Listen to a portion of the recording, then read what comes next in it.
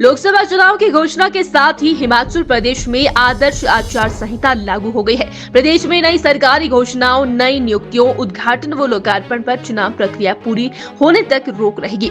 वहीं कोई नया काम भी अब प्रारंभ नहीं होगा। पहले से चल रही योजनाएं जारी रहेंगी, लेकिन नए लाभार्थी अब नहीं बन पा सकेंगे। लोक सेवा आयोग से छेड़छाड़, अन्य संस्थानों द्वारा नौकरियों पर भी रोक रहेगी। ये खास बात है कि प्रदेश की सुप्रीम सरकार द्वारा महिलाओं को हर माह 1500 रूपए देने वाली इंदिरा गांधी महिला सम्मान योजना पर भी चुनाव आचार संहिता के बीच विराम रहेगा। धन्यवाद यहाँ पर आने के लिए। जैसा कि आपको विदित ही है कि आज दुनिया के सबसे बड़े लोकतंत्र के सबसे बड़े लोकतांत्रिक उत्सव का आज आगाज़ हुआ है और माननीय मुख्य चुनाव आयुक्त ने आज चुनावों की तारीखों की घोषणा की है और उसके पश्चात विस्तार से सारी जानकारी दी है जो कि कदम चुनाव आयोग द्वारा उठाए गए हैं। जो और क्या शेड्यूल है, जो हिमाचल के कॉन्टेक्स्ट में जो तारीखें अनाउंस हुई हैं उसका मैं आपको विवरण देना चाहूँगा। सबसे पहले तो जो अधिसूचना जारी करने की हिमाचल में पहली बात तो सिंगल फेज़ इलेक्शंस हैं।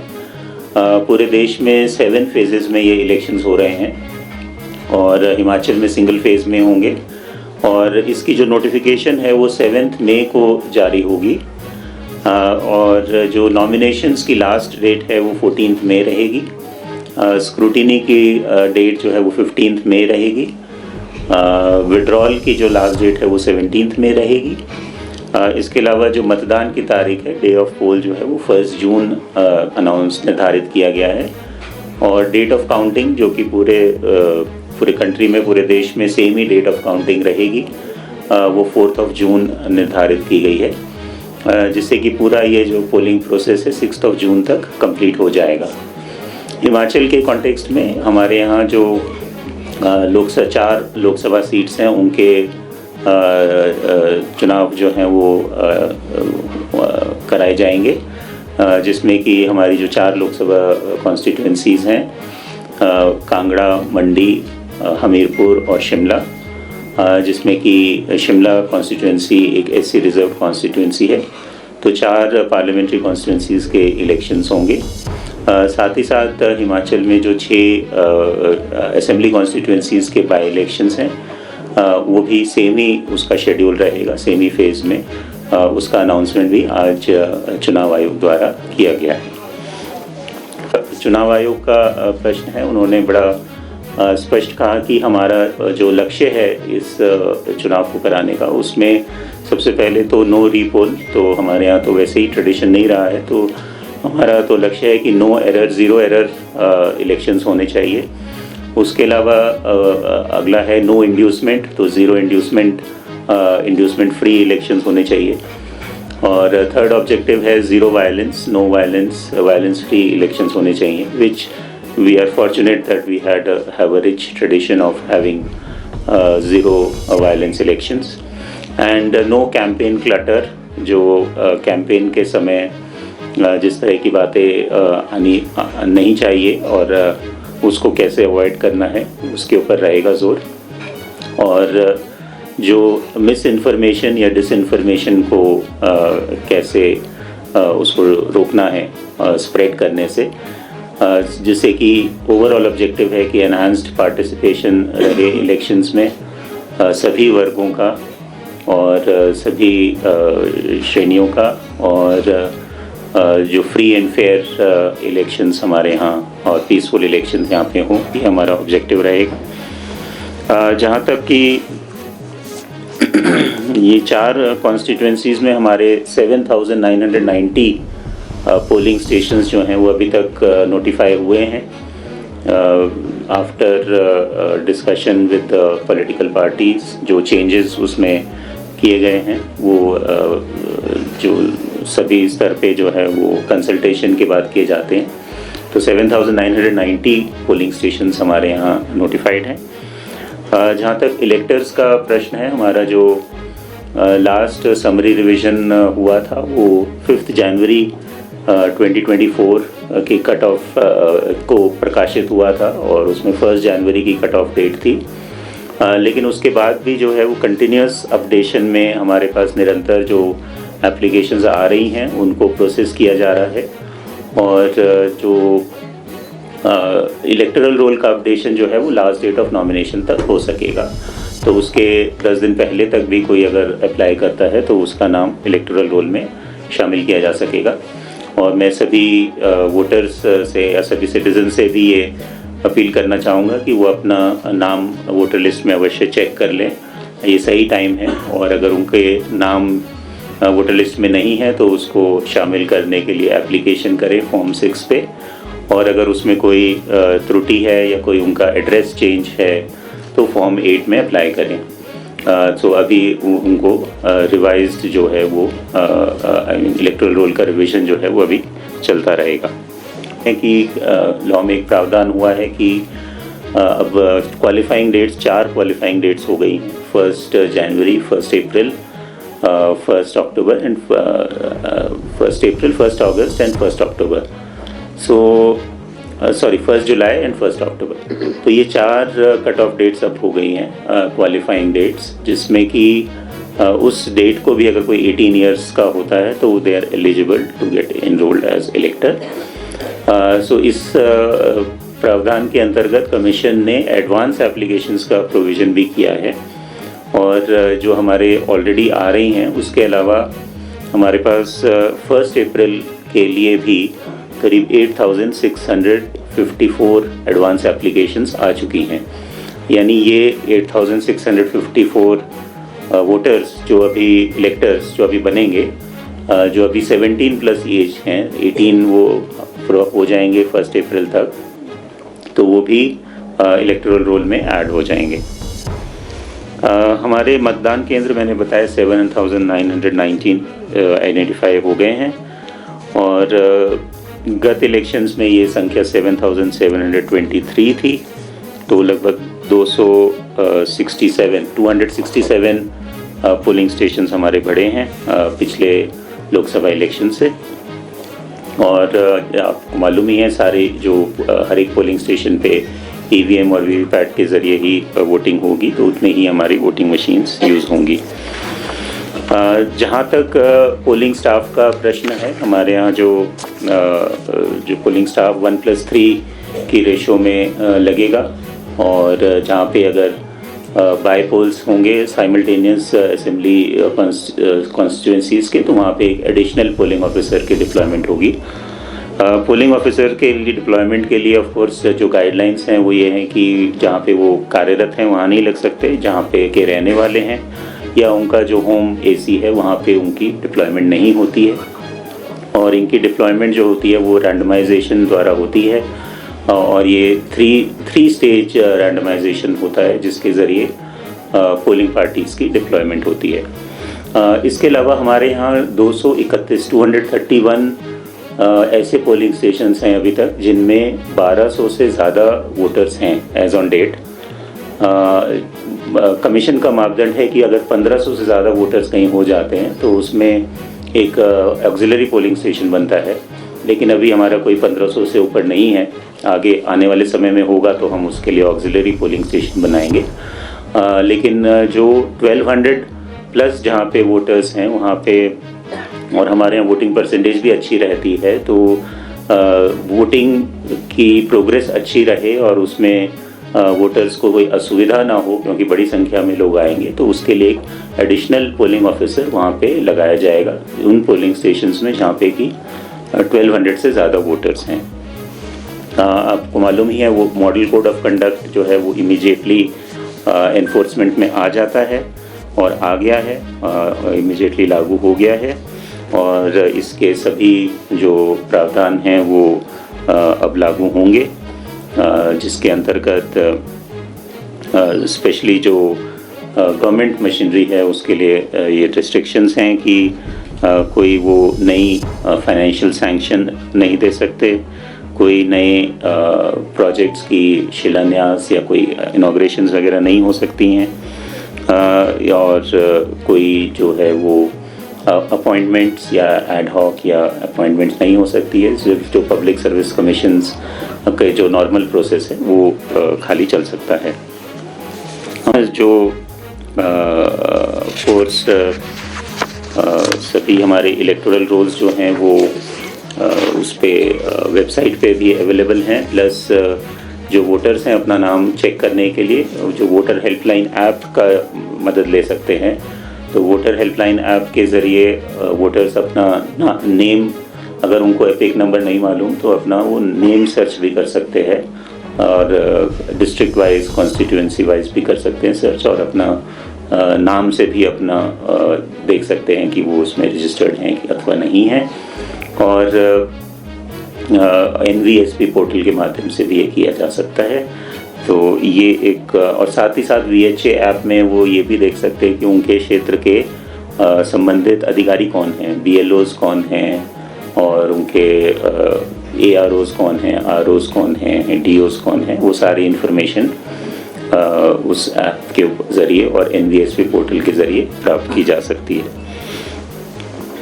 इसके अलावा जो निर्वाचन आयोग के जो अन्य आदेश हैं वो ये ऑफकोर्स स्टैंडिंग इंस्ट्रक्शंस ही हैं कि जो कोड ऑफ कंडक्ट लागू होने के बाद समस्त सरकारी कार्यालयों और विभागीय वेबसाइट से मंत्रियों एवं अन्य राजनीतिक व्यक्तियों के फोटोग्राफ और उपलब्धियां संबंधी जानकारी हटाई जाती है। डिफेसमेंट ऑफ प्रॉपर्टी एक बड़ा इशू रहता है स्पेशली अर्बन एरियाज़ में। तो डिफेसमेंट ऑफ प्रॉपर्टी रोकने के लिए एक तो of course defacement of property act है, प्लस हमारी जो फ्लाइंग स्क्वाड्स टीम्स हैं वो इमीडिएटली फंक्शन करना स्टार्ट कर देंगी और इंश्योर करेंगी कोई डिफेसमेंट ऑफ प्रॉपर्टी ना हो।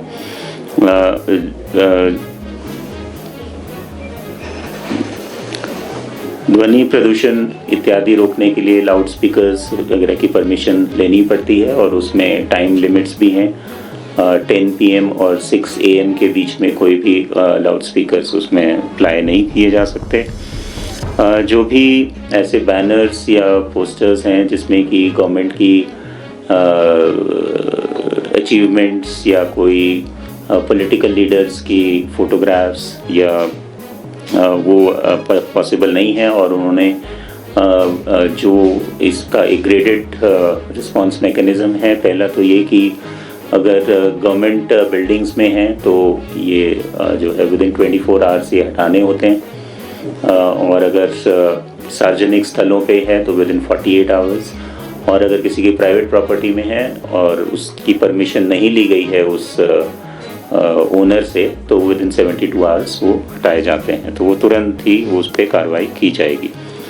ऑफ कोर्स जो हमारी एक्सपेंडिचर मॉनिटरिंग एक बड़ा महत्वपूर्ण विषय है, और कमीशन ने भी काफ़ी ज़ोर दिया है इसके ऊपर कि कैसे हम मनी पावर और मसल पावर को रोके के बेजा इस्तेमाल को।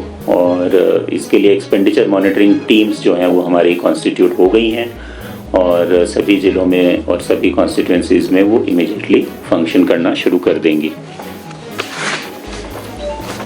आज तक की स्थिति है यानी एज ऑन टुडे जो हमारे टोटल नंबर ऑफ इलेक्टर्स हैं वो 55,72,740 हैं, जिसमें से कि जो सेवा अर्हता जिनको बोलते हैं सर्विस वोटर्स वो हमारे 65,682 हैं। और जो ये हमारे टोटल इलेक्टर्स में हैं, हमारी जेंडर रेशो जो हमारी इलेक्टर रोल की है वो काफ़ी अच्छी है, 979 है, जो कि हमारी सेंसस जेंडर रेशो से भी बेहतर है। सर एक बार रिपीट कर देना नंबर। कौन सा नंबर? चलिए आपको सर्कुलेट हो जाएगा।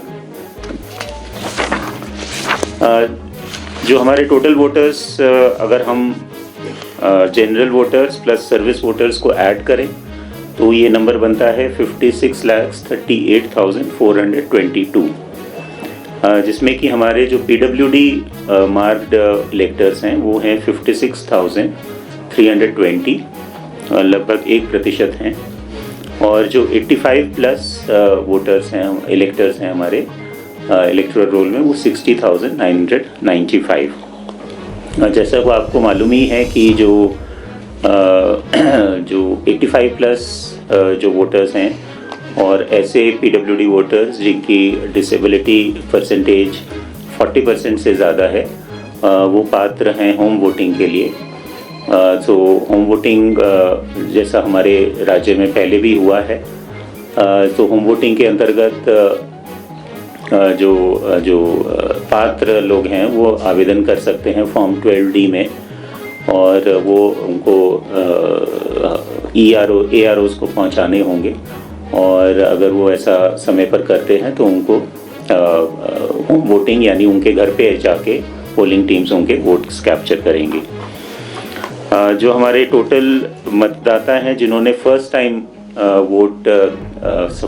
जो वोटर्स हैं 18 to 19 ईयर्स एज ग्रुप, उसमें हमने काफ़ी एफर्ट किया, और वो अभी जो संख्या है वो 1,38,918 हो गई है, 1,38,918, जो कि हमारे टोटल इलेक्टोरल रोल का लगभग 2.5% हमारे 18 to 19 ईयर्स के वोटर्स हो गए हैं।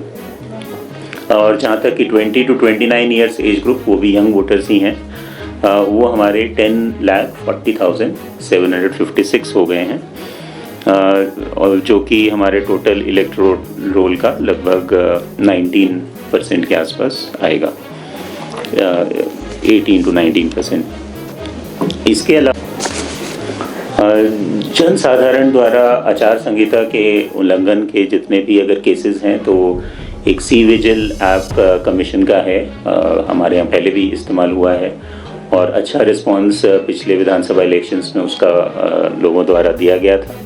तो फिर C-विजिल ऐप के अंतर्गत अगर किसी को भी लगता है कि कहीं पे कोई वायलेशन हो रही है मॉडल कोड ऑफ कंडक्ट की या इलेक्शन रूल्स की, तो वहीं से स्पॉट से ही उसकी पिक्चर लेके या वो कंप्लेंट कर सकते हैं, और उसके जो GPS कोऑर्डिनेट्स हैं वो ऑटोमेटिकली कैप्चर हो जाएंगे, और जो हमारी फ्लाइंग स्क्वाड्स या SST टीम्स हैं वो इमीडिएटली वहाँ पर जाएंगी। जो कमीशन द्वारा निर्धारित 100 मिनट्स का टाइम दिया गया है, उसके अंतर्गत जाके वो उस वायलेशन को चेक करेंगी और रिमूव करेंगी और उसके अगेंस्ट एक्शन लेंगी। तो C-विजिल एक बड़ा अच्छा एप्लीकेशन है जिसका लोगों को अधिक से अधिक प्रयोग करना चाहिए, कि जिससे कि इस तरह की कोई प्रॉब्लम ना रहे। हमने जो 1950 टोल फ्री नंबर जो है वो एक्टिवेट कर दिया है, और इसमें जो कंप्लेंट्स हैं या एक सिंगल नंबर कर दिया है instead of multiple numbers at subdivision levels also. तो एक ही नंबर पे कॉल करके विद द STD कोड कोई भी अपनी समस्या भी बता सकता है, कंप्लेंट भी कर सकता है, या कोई क्वेरी हो तो वो भी उसके ज़रिए पूछी जा सकती है। तो 1950 का प्रयोग कर सकते हैं।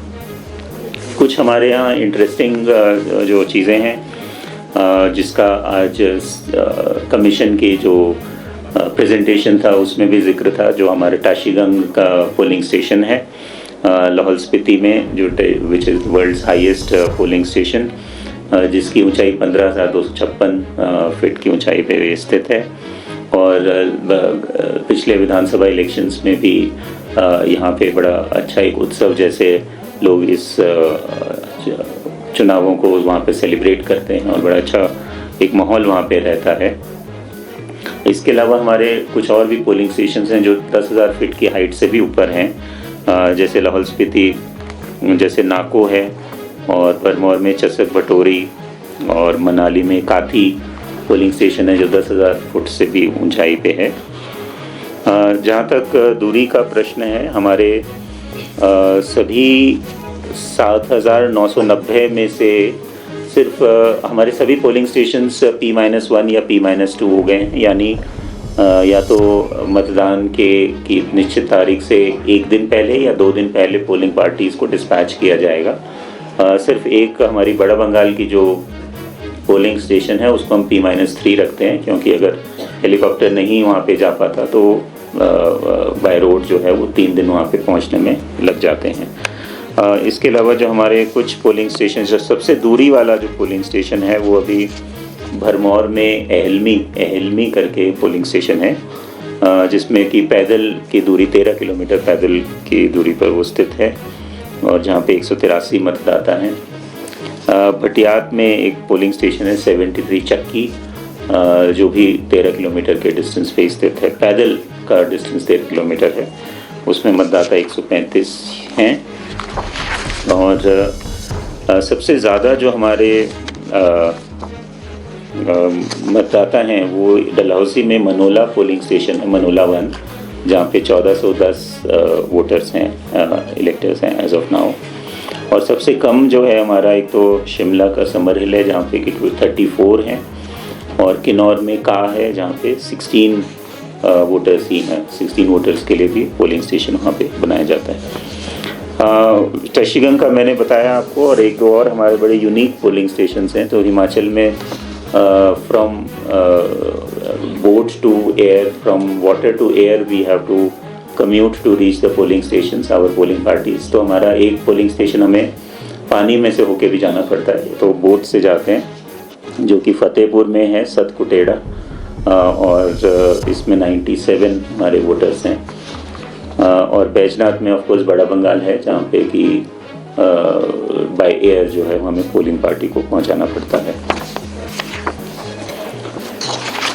इसके अलावा अभी तक जो आइडेंटिफाई किए गए हैं उसके अंतर्गत 150 पोलिंग स्टेशंस ऐसे रहेंगे जो केवल महिला कर्मियों द्वारा संचालित रहेंगे, और 29 पोलिंग स्टेशन ऐसे रहेंगे जो सिर्फ दिव्यांग मतदान कर्मियों द्वारा संचालित रहेंगे, और 54 पोलिंग स्टेशंस ऐसे रहेंगे जो युवा मतदान कर्मियों द्वारा संचालित रहेंगे।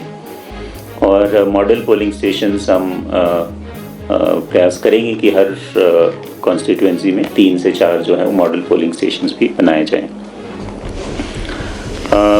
मतदान में सहभागिता बढ़ाने हेतु हमने कुछ विशेष अभियान इस बार शुरू किए हैं। पहला तो एक मिशन 414 है, जिसमें हम लोगों ने 414 ऐसे पोलिंग स्टेशंस आइडेंटिफाई किए हैं जिनकी मत प्रतिशत पिछली लोकसभा इलेक्शंस में 60% से कम था।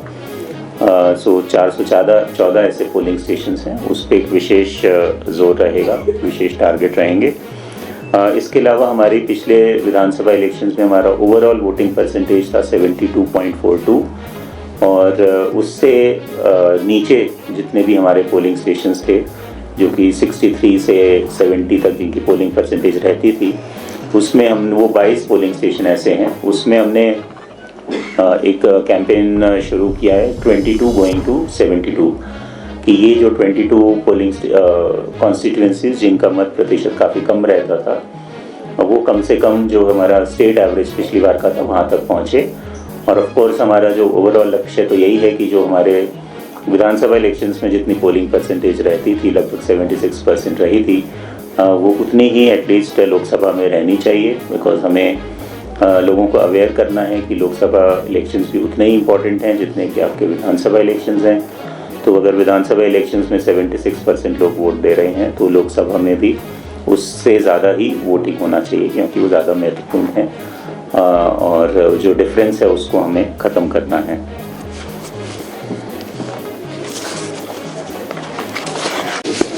जो टोटल वोटर्स में जो हमारे मेल वोटर्स हैं वो हैं 28,15,045, यानी 28,15,045, और महिलाएं हैं 27,57,660, और थर्ड जेंडर जो हैं वो हैं 35।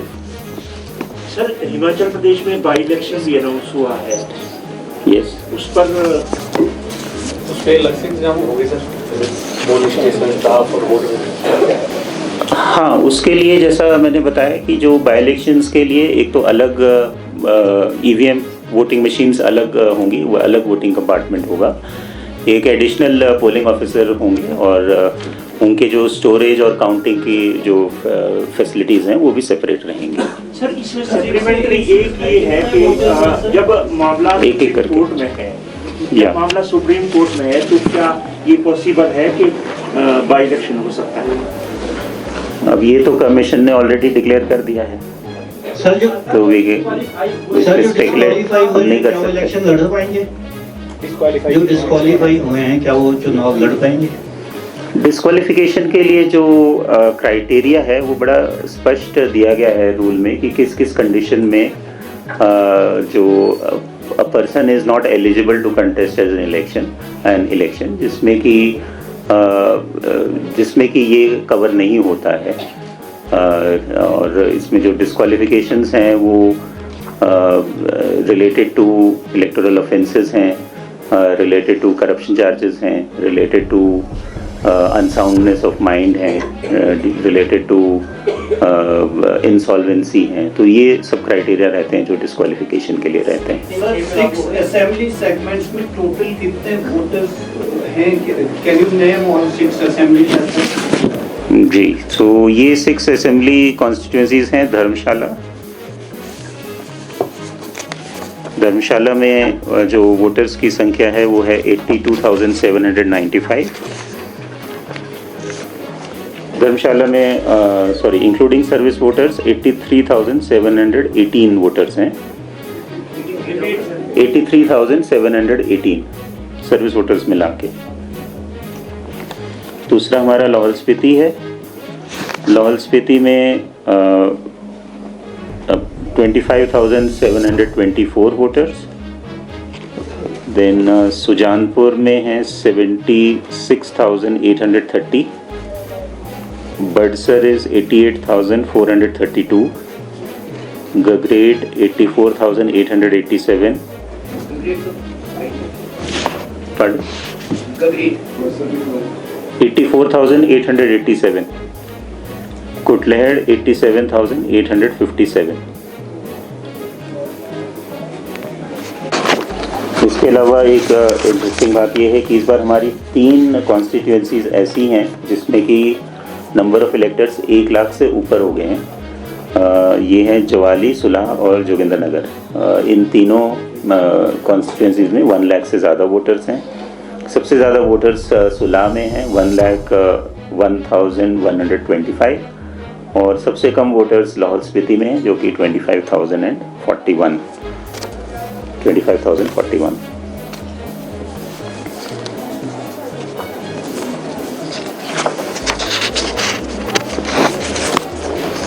जो हमारे 7990 पोलिंग स्टेशंस हैं उसमें जो हमारी लोकेशंस हैं वो 7314 हैं, कुछ मल्टीपल लोकेशंस वाले हैं। एवरेज नंबर ऑफ इलेक्टर्स जो हमारे एक पोलिंग स्टेशन में है वो 695 हैं अभी तक, और आगे जैसे भी ये रिवीजन होगा और कंटिन्यूस अपडेशन में और ऐड होंगे। सभी पोलिंग स्टेशंस में एएमएफ की सुविधा, एश्योर्ड मिनिमम फैसिलिटीज़ जो हैं वो प्रोवाइड की जाएंगी। लगभग सभी में हैं ऑलरेडी, और अगर उसमें कुछ कमी होगी तो वो उसको पूरा कर लिया जाएगा। पूरे इलेक्शन में जो हमारा लगभग पोलिंग स्टाफ का डिप्लॉयमेंट है लगभग 50,000 होगा फॉर लोकसभा इलेक्शन से, और विधानसभा के लिए थोड़ा सा जो बाई इलेक्शन है उसके लिए थोड़ा सा एडिशनल स्टाफ रिक्वायर्ड होगा। हम लोगों के एक्सटेंसिव ट्रेनिंग प्रोग्राम्स जो हैं वो जो हमारे डीओज़ के लिए, हमारे आरओज़ के लिए और एआरओज़ के लिए सर्टिफिकेशन प्रोग्राम्स, और स्टेट लेवल मास्टर ट्रेनर्स और डिस्ट्रिक्ट लेवल मास्टर ट्रेनर्स, और जितनी भी टीम्स कॉन्स्टिट्यूट की गई हैं उन सभी के ट्रेनिंग प्रोग्राम्स जो हैं वो एक राउंड कंप्लीट हो चुका है, including for all the police personal also. और जैसे जैसे आगे होगा तो उसके लिए फर्दर ट्रेनिंग्स और उनकी रेगुलर ओरिएंटेशन प्लस जो पोलिंग पार्टीज़ की जो 3 ट्रेनिंग्स हैं वो भी सुनिश्चित करवाई जाएंगी।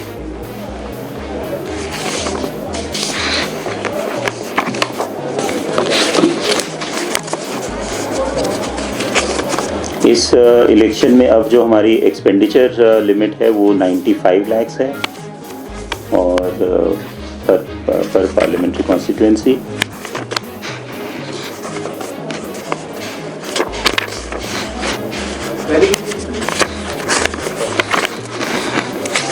पहले ये लिमिट थी 70 लाख थी, 2014 में ये 70 लाख थी, और 2022 में इसको रिवाइज करके 95 लाख कर दिया गया है।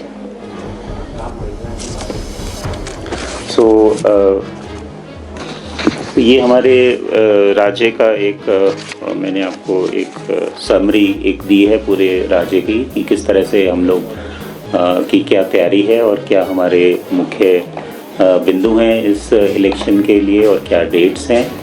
तो मुझे पूरी उम्मीद है कि हमेशा की तरह इस बार भी हमारे यहाँ इलेक्शन बहुत फ्री एंड फेयर और पीसफुल होगा और इंसिडेंट फ्री, और जैसा मैंने कहा कि zero error, zero inducement, zero violence, no campaign clutter and enhanced participation. Thank you. विधानसभा के लिए कितना